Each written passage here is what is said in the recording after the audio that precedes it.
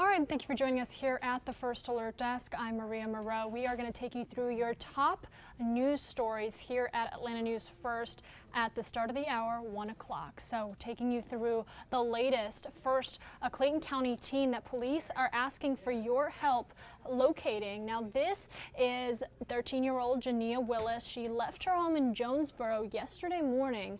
That is when her parents, or family members I should say, filed a concern with police, and they have been looking for her ever since. So take a good look at your screen right here. This is 13-year-old Jania Willis. Now, Jania suffers from multiple mental illnesses. That is according to police. She's described as having black hair with blonde patches and stands at about 4'9".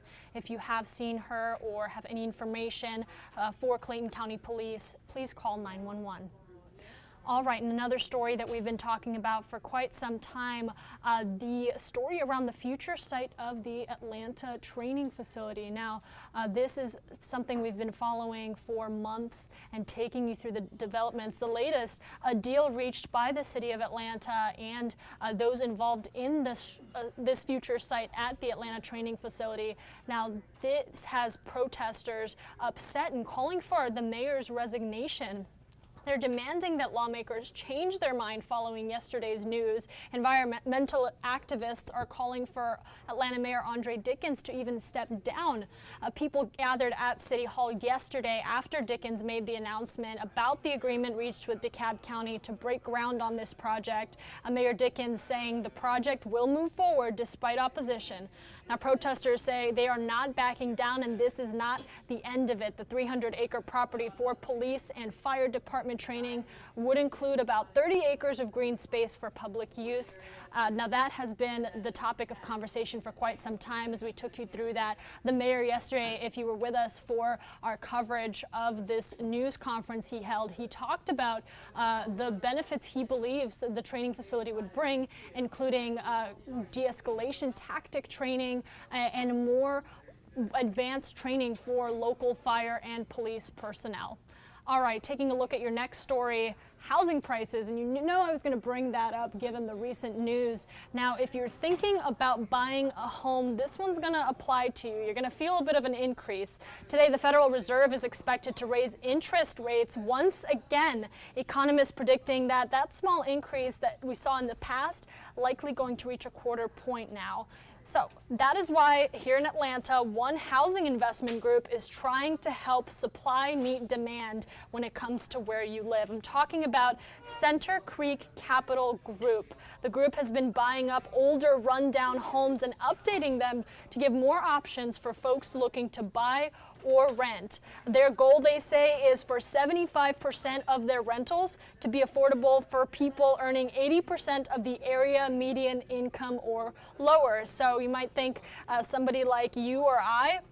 Right now, the median price for a new home in Georgia is over $300,000, and in Atlanta, it's over $420,000. Those prices rising 40%, almost half in the last 4 years. Rent also rising by 10% in the last year. The group is holding a panel today with bankers, investors, and realtors talking about other ways to find affordable housing options for people in Atlanta.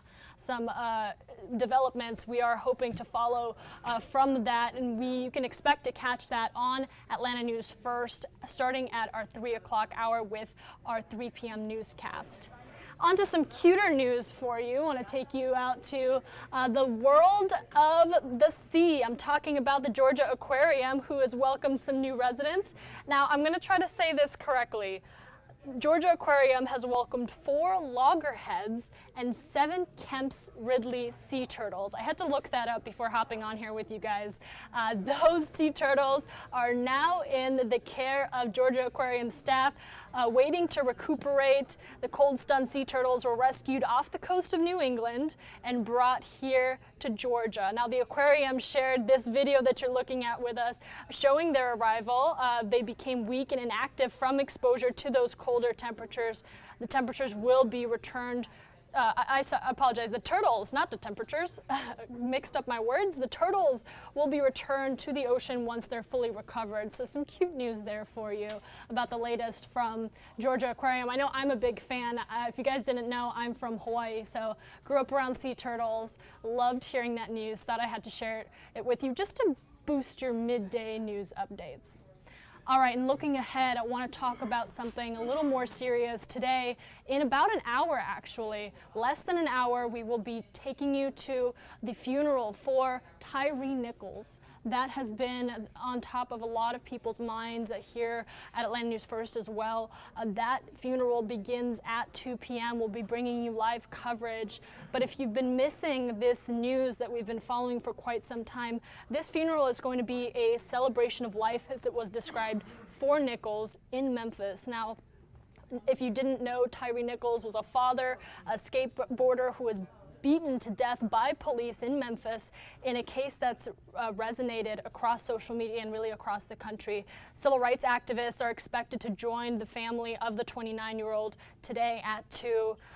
Nichols died 3 weeks ago, 3 days after the brutal beating that has since been shared around social media from several police officers from Memphis's now dismembered Scorpion unit.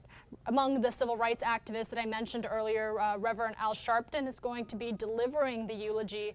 Vice President Kamala Harris is also expected to attend. Again, you can watch that right here on our digital platforms at 2 p.m. We're going to be bringing you that coverage from start to finish through its entirety on our Atlanta News First Facebook, YouTube, Roku, Apple, Amazon, any digital platform you can find us on, we'll bring you that coverage there. All right, guys, a part of this news update is to tell you what we still have ahead. Our Atlanta News First teams and reporters are in your communities talking about the local stories that are impacting you, and you can make sure to catch that during our new newscast at 3 o'clock. But in the meantime, make sure you go to our website, atlantanewsfirst.com, or better yet, download the Atlanta News First app so you can get alerted when we jump on here to give you a news update or to follow any major breaking news stories, especially those impacting your area. You can find those in the free Atlanta News First app.